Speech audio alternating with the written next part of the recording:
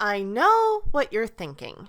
How could Lucky Star, a show so tied to its release in 2007 and so reminiscent of wherever and however old you were at that particular time, possibly have aged well enough to bother rewatching or recommending it to new people? But with the original manga finally coming off its 8-year hiatus, I revisited the show and I can tell you, still pretty good. Skeptical?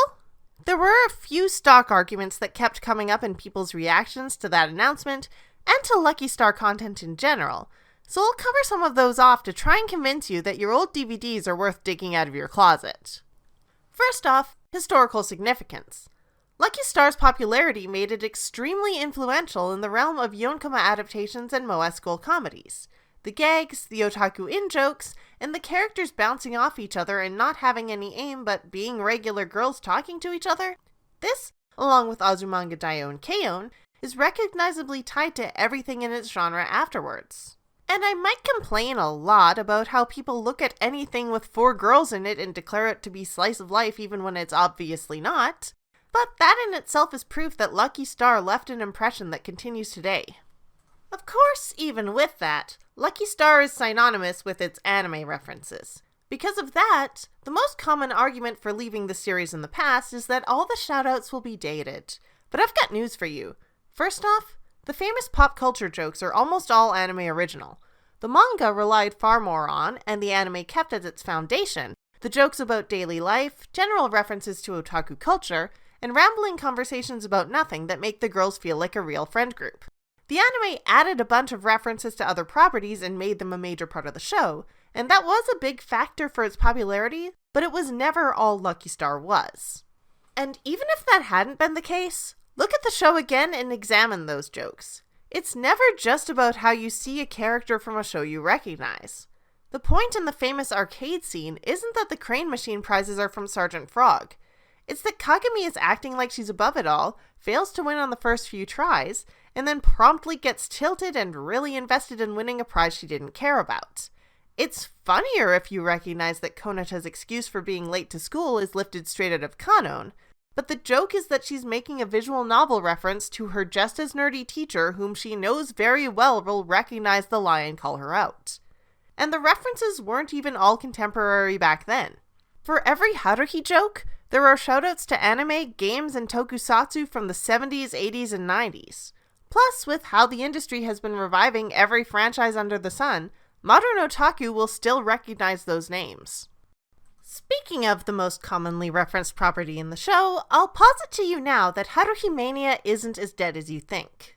For years now, the Suzumiya Haruhi franchise has been steadily reminding people of the hold it had on us all in the mid to late 2000s.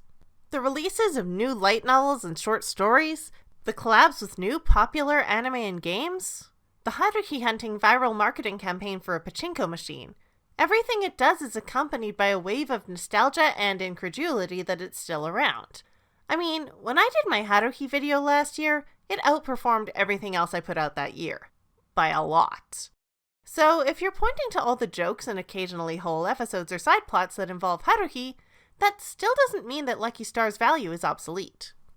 Even if all of this doesn't convince you that Lucky Star is still relevant and still worth picking up where it left off, I'll pose you this. If it's really just a time capsule to 2007 to you, what's wrong with that? There's also value in looking at something as a product of where and when it's from and viewing it in that lens. Not just for nostalgia and flashing back to when you were younger and the show was everywhere, but viewing and studying what the anime scene was like back then and how life was in the days of flip phones. The rivalry between the Animate and Gamers stores when Animate would later buy into the Gamers parent company. The Haruhi references throughout the anime at a time when the series was the hottest thing. Tsukasa and Kagami using a landline that doesn't have caller ID.